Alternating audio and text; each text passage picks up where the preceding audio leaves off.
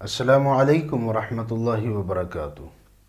علم الصرف والنحو کے اس لیکچر میں ہم پڑھیں گے کنایات العدد، یہ کتنے ہیں اور کون کون سے ہیں، کم، کأین، کذا، بضع، نیف، ان تمام کی مثالیں اور ان کی تعریف اور وضاحت پڑھیں گے۔ اور اسی طرح حرف الجر من کے بارے میں پڑھیں گے کہ یہ ابتدا کے لیے آتا ہے، تبعیض کے لیے آتا ہے، لبیان الجنس، ان کے معانی، وضاحت اور مثالیں۔ اسی طرح حرف الا کے بارے میں پڑھیں گے، اس کی مثال پڑھیں گے۔ اور حرف جر من جو ہے، یہ جو ہم نے پڑھا من زائدہ، یہ کبھی کبھی من زائدہ آتا ہے، اس کی شرائط پڑھیں گے، نفی، استفہام، نکرہ، مجرور، یہ تمام من کے بارے میں، حروف جارہ کے بارے میں یہ پڑھیں گے۔ اور اسی طرح حرف جر علا کے بارے میں پڑھیں گے کہ یہ استعلاء کے لیے استعمال ہوتا ہے، ظرفیہ استعمال ہوتا ہے، اور ان کی مثالیں پڑھیں گے۔ حرف الجر فی کے بارے میں پڑھیں گے کہ فی کبھی ظرفیہ استعمال ہوتا ہے، کبھی سببیہ استعمال ہوتا ہے، اور اس کی مثالیں پڑھیں گے۔ اور حرف جر اللام، کہ لام جو ہے حرف جر، یہ کبھی ملک کے لیے استعمال ہوتا ہے، کبھی لشبہ الملک کے لیے استعمال ہوتا ہے، اور کبھی یہ استحقاق کے لیے استعمال ہوتا ہے۔ یہ کب ہوتا ہے اور ان کی مثالیں کیا ہیں، آج کے لیکچر میں یہ تمام چیزیں پڑھیں گے۔ سوال نمبر 134، اختر مما یلی کنایات العدد الشہیرہ، کہ یہ نیچے آنے والے حروف جو ہیں ان میں سے عدد کے کنایات جو مشہور ہیں ان کو سلیکٹ کرنا ہے۔ کنایات العدد کسے کہتے ہیں؟ ہی الفاظ جاءت على معنى العدد ولكنها ليست من الفاظ العدد، کہ ایسے الفاظ جو عدد کا معنی دیتے ہیں، یعنی ان کے اندر کوئی عدد پایا جاتا ہے 1 سے 10 تک، یا 10 سے 15 تک، 20 تک، اس طرح، لیکن وہ عدد کے الفاظ نہیں ہوتے، یعنی 15 نہیں ہوتا، 10 نہیں ہوتا، 5 نہیں ہوتا، لیکن وہ معنی کے لحاظ سے ان کے اندر عدد کا اشارہ پایا جاتا ہے، تو ایسے الفاظ کو کنایات العدد کہا جاتا ہے۔ یہاں یہ لکھے ہوئے ہیں، پہلے نمبر پہ ہے کم۔ کم یہ دو طرح سے استعمال ہوتا ہے، ایک میں یہ استفہامیہ ہوتا ہے اور اس کے اندر جواب مقصود ہوتا ہے، جیسے کم رجلا رأیت، تو اس کے اندر یہ کم استفہامیہ استعمال ہوا ہے اور اس میں جواب مقصود ہے، تو یہ کم بھی عدد سے کنایا ہے۔ اور دوسرا ہے جس کے اندر جواب مقصود نہیں ہوتا، جیسے کم عالم متواضعا، یہ دوسرا جو ہوتا ہے یہ کسی کی صفت بیان کرنے کے لیے، یا کسی کے اوپر حیران ہونے کے لیے، یا کسی کے سامنے جو ہے کسی کی کو بڑائی بیان کرنے کے لیے، جیسے کم عالم متواضعا۔ اس کے بعد ہے کعین۔ کعین بھی یہ اسی کم استفہامیہ کے طور پہ استعمال ہوتا ہے، لیکن اس کا مطلب ہوتا ہے کتنے ہی۔ کم کا مطلب ہوتا ہے کتنے، اور کعین کا مطلب اردو میں اگر کیا جائے تو اس کا مطلب ہے کتنے ہی، جیسے قرآن کی آیت ہے وَكَأَيٍّ مِّن قَرْيَةٍ عَتَتْ عَنْ أَمْرِ رَبِّهَا، تو یہاں پہ یہ کعین کا مطلب بھی کتنے ہی استعمال ہوا ہے۔ اس کے بعد ہے قضا۔ قضا کا مطلب ہے اس طرح، جیسے اس کی مثال ہے اَهَكَذَا عَرْشُكَ، کہ اسی طرح ہی آپ کا وہ عرش ہے، آپ کا محل وغیرہ، تو یہ قضا بھی عدد کے کنائے کے طور پہ استعمال ہوتا ہے۔ اس کے بعد ہے بضع۔ بضع یہ استعمال ہوتا ہے 3 سے لے کر 9 کے درمیان، یعنی کبھی یہ 3 سے 9 کے درمیان استعمال ہوتا ہے، 3 مراد ہوتا ہے، یا 4 مراد ہوتا ہے، یا 5، یعنی یہ 9 سے لے کر 3 کے درمیان کا حصہ کوئی ایک لفظ، کوئی ایک عدد مراد ہوتا ہے۔ جیسے اس کی مثال جاء بضعۃ رجال، کہ میرے پاس چند آدمی آئے۔ تو اب یہ بضع کہنے کا مطلب یہ ہے یا 9 ہیں، یا 9 سے کم ہیں 3 تک، یا 3 سے زیادہ ہیں 9 تک۔ تو یہ جب مراد لیے جائیں تو تب لفظ استعمال ہوتا ہے بضع۔ اور اس کا یہ ہے کہ یہ معدود کے اندر جو جس طرح یہاں پہ بضع، یہ تا اس کے ساتھ آئی ہے اور آگے رجال مذکر ہے، تو جب اس کا اگلا لفظ جو ہے مؤنث ہوگا تو پھر یہ بضع استعمال ہوگا، جیسے بضع سنین۔ اب یہ سنین، یہ سنت، یہ مؤنث ہے، اس لیے بضع یہ مذکر استعمال ہوا ہے۔ اگر یہ اگلا لفظ مذکر ہو تو پھر یہ مؤنث استعمال ہوگا، یعنی یہ عدد کے مخالف استعمال ہوتا ہے۔ جاء بضعۃ رجال، اور اسی طرح بضع سنین۔ اس کے بعد ہے نیف۔ یہ نیف، اس کا یہ بھی اسی ایسا اسم ہے جو کسی مبہم چیز پر دلالت کرتا ہے، اور یہ مبہم جو ہوتا ہے یہ 1 سے 9 کے درمیان مبہم ہوتا ہے۔ وہ پیچھے بضع جو ہم نے پڑھا ہے یہ 3 سے 9 تک دلالت کرتا ہے، اور نیف جو ہے یہ 1 سے 9 تک دلالت کرتا ہے۔ جیسے اس کی مثال ہے عندی 20 کتابا و نیف۔ اب یہاں مراد یہ ہے کہ میرے پاس 20 کتابیں ہیں، و نیف کا مطلب ہے 20 سے آگے، یعنی 1 زیادہ ہے، یا 1 سے لے کر 9 تک کچھ کتابیں اور بھی اس کے ساتھ موجود ہیں۔ تو یہ جو اگلے جو کتابیں موجود ہیں وہ نیف کہہ کر اس کو مبہم کیا گیا ہے، وہ 1 زیادہ ہے 20 سے، 2 زیادہ ہیں، 4 زیادہ ہیں، 9 تک کا مطلب عدد اس میں آتا ہے کہ ممکن ہے کہ 20 نہ ہوں، 29 ہوں، 28 ہوں، 27 ہوں، 21 ہوں، اس طرح یہ استعمال ہوتا ہے۔ یہ ہو گیا نیف۔ اس کے بعد ہے قضینا فی المصیف بضعۃ اصابع۔ یہ وہی اس کی مثال دی جا رہی ہے، بضع کی وضاحت کی جا رہی ہے کہ یہاں پہ یہ دیکھیں بضع تا کے ساتھ استعمال ہوا ہے، مؤنث استعمال ہوا ہے، کیونکہ یہ اسبوع جو ہوتا ہے یہ مذکر ہوتا ہے، اصابع۔ اگر یہ مذکر نہ ہوتا تو پھر یہ بضع استعمال ہوتا۔ باقی اس کی تفصیل ہم پڑھ چکے ہیں۔ اس کے بعد ہے وقابلت 12 صدیقا۔ یہ بھی اسی کی مثال دی جا رہی ہے۔ یہاں صدیق مذکر ہے اس لیے یہاں پہ یہ بضعۃ آیا ہے، اگر یہ مؤنث ہوتا تو پھر یہ بضع آتا۔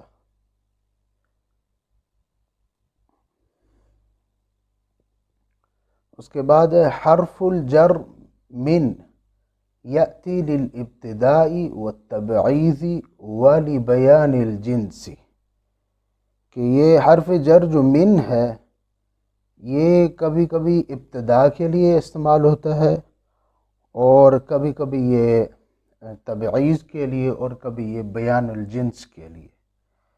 کیا مطلب ابتداء سے مراد کیا ہے، تبعیض سے مراد کیا ہے؟ ابتداء سے مراد یہ ہے کہ کبھی کبھی یہ ابتداء سے انتہا کی طرف معنی دیتا ہے، جیسے مثال کے طور پہ ذهبت من مکہ الی المدینہ۔ من مکہ، تو مکہ سے اس کی ابتدا کی جا رہی ہے جانے کی مدینہ کی طرف، کہ میں مکہ سے مدینہ کی طرف گیا، تو مکہ سے اس کی ابتدا ہو رہی ہے اور مدینہ پہ انتہا ہو رہی ہے، تو یہ یہاں پہ من جو ہے ابتدا کے لیے لایا گیا ہے۔ اور آگے ہے تبعیض۔ تبعیض کا مطلب ہے کہ بعض کسی چیز کا مکمل استعمال نہ کرنا، یا مکمل اس کا وہ نہ ہونا، بعض اس کا استعمال کرنا، جیسے انفقوا مما تحبون، یا انفق مما تحب، کہ تو اپنا وہ مال خرچ کر جو تو چاہتا ہے۔ اب من جہاں پہ جو استعمال ہوا ہے یہ مال کا بعض حصہ نکالنے کے لیے استعمال ہوا ہے، کہ جو آپ کو پسند ہے وہ بعض آپ نے خرچ کرنا ہے۔ یہ تبعیض کیوں رہ گیا؟ تیسرے نمبر پہ ہے لبیان الجنس، کہ جنس کو بیان کرنے کے لیے، جیسے قرآن کی آیت ہے وَنُنَزِّلُ مِنَ الْقُرْآنِ مَا هُوَ شِفَاء، تو یہاں پہ یہ من القرآن جو ہے، یہ مفسرین نے لکھا ہے یہاں من القرآن سے مراد یہ جنس ہے مکمل، یعنی مکمل قرآن کی بات ہو رہی ہے۔ من یہاں پہ یہ من جنسیہ ہے، جسے من لبیان الجنس کہا جاتا ہے۔ تو یہ یہاں پہ اس کا مطلب ہے کہ ہم نے قرآن مجید میں سے، اگر اس کا ترجمہ کیا جائے کہ قرآن مجید میں سے ہم نے اتاری ہے شفا، تو یہ مطلب نہیں ہے، بلکہ ہم نے قرآن مجید ہی مکمل شفا کے طور پہ اتارا ہے، تو یہ بیان الجنس ہو گیا۔ اس کے بعد ہے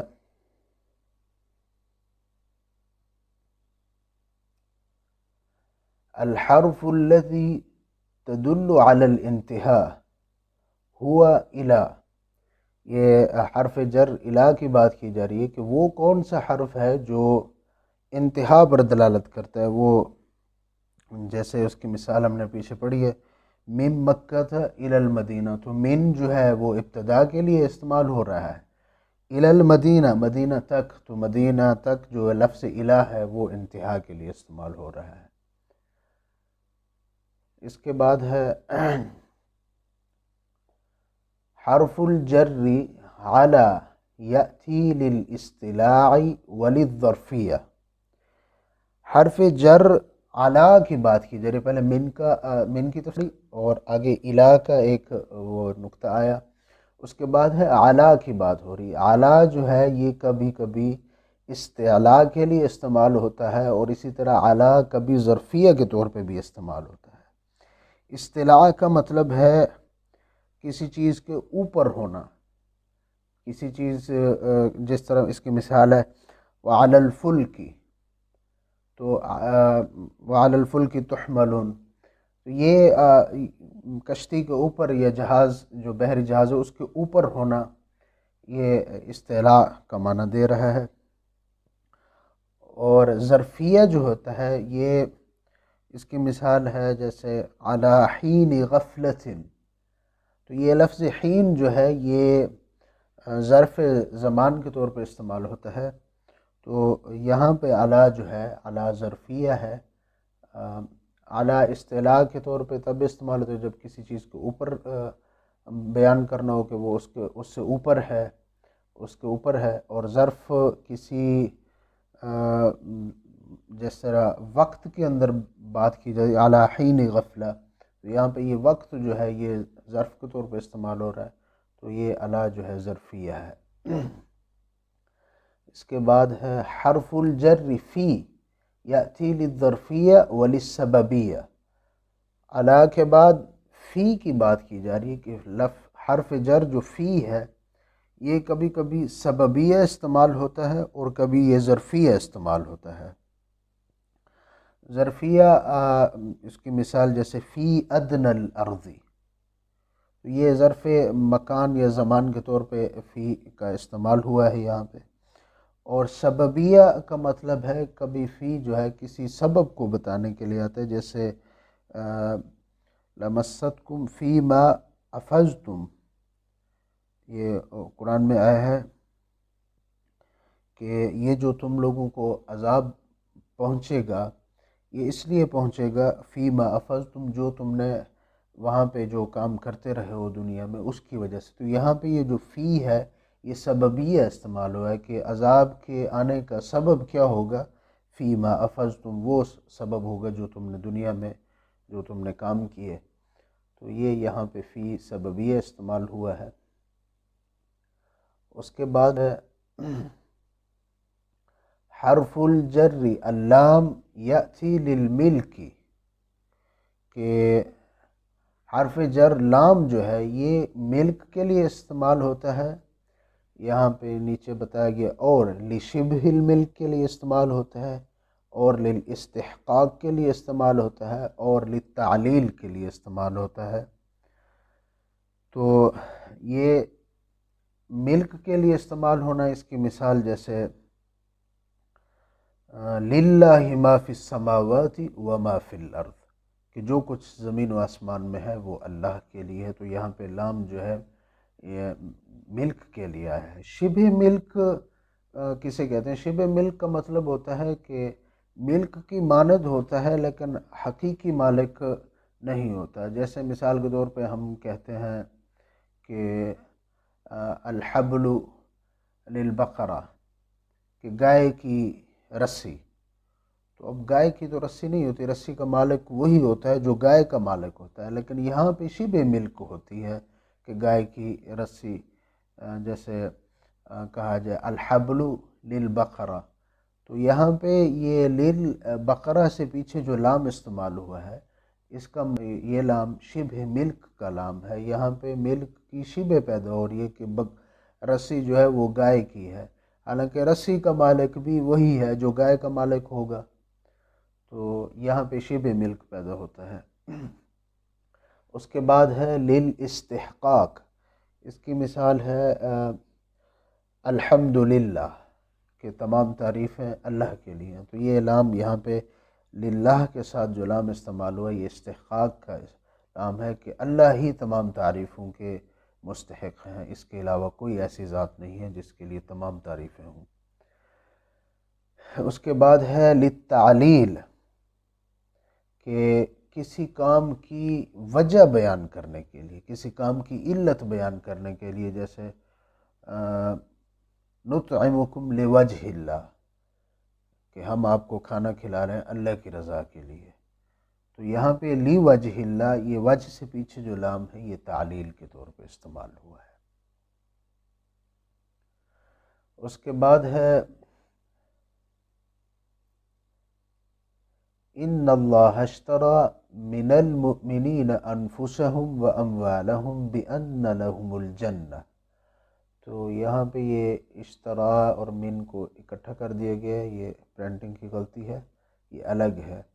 ان اللہ اشتری من المؤمنین انفسهم واموالهم، یہاں پہ سوال کیا گیا ہے کہ الباء فی الآیۃ للتعویض، کہ یہاں پہ با جو ہے یہ عوضاً استعمال ہوئی ہے، یہ با جو ہے بِأَنَّ لَهُمْ، انفسہم و اموالہم کے بعد جو با استعمال ہوئی ہے اس آیت کے اندر، یہ با بتائی جا رہی ہے کہ یہ تعلیل کے طور پہ، ابتدا کے طور پہ نہیں ہے، بلکہ یہ با للتعویض ہے۔ تعویض کا مطلب کسی چیز کا عوض ہونا، کسی چیز کا بدلہ دینا، تو یہاں پہ پیچھے آیت میں اللہ فرما رہے ہیں کہ بے شک اللہ رب العزت نے مومنوں کے جانوں کو اللہ نے خرید لیا ہے، انفسہم ان کی جانوں کو، و اموالہم اور ان کے مالوں کو، بِأَنَّ لَهُمْ، یہاں پہ اس کا عوض کیا ہے، اس کا بدلہ اللہ فرما رہے ہیں بِأَنَّ لَهُمُ الْجَنَّةِ، کہ ان کے لیے اس کا بدلہ کیا ہے، جنت ہے۔ تو یہاں پہ یہ جو با استعمال ہوا ہے یہ تعویض کے لیے استعمال ہوا ہے، عوضاً استعمال ہوا ہے۔ اس کے بعد ہے وَالضُّحَى وَاللَّيْلِ إِذَا سَجَى مَا وَدَّعَكَ رَبُّكَ وَمَا قَلَى، وردت واو فی الآیت للقسم، کہ اس آیت کے اندر یہ جو پہلے واو استعمال ہوئے والضحیٰ اور پھر اس کے بعد ویل، تو یہ جو دو واو ہیں یہ کس کے لیے استعمال ہوئی ہیں؟ یہ قسم کے طور پہ استعمال ہوئے ہیں۔ اللہ واو کا مطلب یہاں پہ قسم ہے، واو قسمیہ ہے یہ۔ اس کے بعد ہے یشترط لزیادت حرف الجر من ان یسبقها، آگے نفی استفہام ان یکون مجرورها نکرة کلها صحیح، یہاں پہ یہ حرف جر جو من ہے اس کے بارے میں بتایا جا رہا ہے کہ وہ کبھی کبھی زائدہ ہوتا ہے، حرف جر زائد ہوتا ہے، من جو ہوتا ہے، تو یہ من زائد جو ہوتا ہے یہ کب ہوتا ہے، اس کی شرائط کیا ہیں، یہ پہلے نمبر پہ بتائی گئی ہے۔ نفی استفہام ان یسبقھا نفی کہ اس کے پیچھے نفی ہو اس من سے پیچھے، یا اس کے پیچھے جو ہے استفہام پایا جاتا ہو، یا پھر تیسری چیز بتائی جا رہی ہے کہ یہ من کے بعد جو لفظ آتا ہے جو اس کا مجرور ہوتا ہے، من کا جس کے اوپر جر دیر ہوتا ہے وہ نکرہ ہو. تو ان تین صورتوں کے اندر حرف جر جو من ہے یہ زائدہ ہو سکتا ہے. یہ اس کے زائدہ ہونے کی یشترط شرائط ہے، شرط ہے حرف جر کے زیادہ ہونے کی کہ اس کے پیچھے نفی ہو، استفہام ہو، یا اس کا مجرور نکرہ ہو. نفی، اس کی مثال وما من الہ الا اللہ. اب یہاں پہ یہ جو الہن ہے، وما من الہ الا اللہ، کوئی بھی اللہ کے علاوہ معبود نہیں ہے. تو یہاں پہ من زائدہ ہے، وما من الہن، الہن سے پیچھے جو من ہے یہ زائدہ ہے کیونکہ اس کے پیچھے وما آیا. وما نفی ہے کہ نفی کی جا رہی ہے اس بات کی کہ اللہ کے علاوہ کوئی بھی معبود نہیں ہے. وما من الہ، کوئی بھی معبود نہیں ہے، الا اللہ، سوائے اللہ کے. تو یہ نفی کی مثال ہوگی. اس کے بعد استفہام حل من خالق غیر اللہ، حل من خالق غیر اللہ، اللہ کے علاوہ کوئی اور خالق ہے؟ کوئی نہیں ہے. تو یہاں پہ حل جو ہے یہ استفہامی ہے، اس کے بعد من خالق، من جو ہے یہ زائدہ ہے. تو یہاں پہ من کے زائدہ ہونے کی وجہ کیا ہے؟ استفہام پایا جاتا اس کے پیچھے، تو یہاں پہ یہ من زائدہ ہے. اس کی مثال ہوگی. اور اسی طرح اگر کہیں پہ حرف جر سے پیچھے جو ہے وہ نکرہ آ جائے، حرف جر کے بعد اس کا مجرور جو ہے وہ نکرہ آ جائے، تو اس صورت کے اندر بھی حرف جر من جو ہے وہ زائدہ ہو سکتا ہے.